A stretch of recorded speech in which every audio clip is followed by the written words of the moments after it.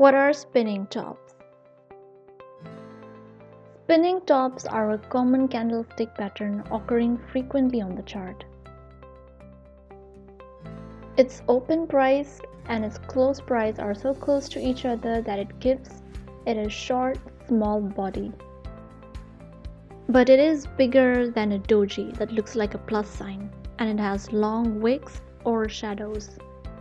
Similar to a doji, it also represents tight movement or indecision in the market. It can be bullish, it can be bearish. If you spot one at the top of a trend or at the bottom of a trend, then it indicates trend reversal. Even if it indicates trend reversal, we still need a confirmation. Due to its low accuracy, sometimes confirmation may not even guarantee a trend reversal. For more videos, don't forget to subscribe to our channel and hit the bell icon.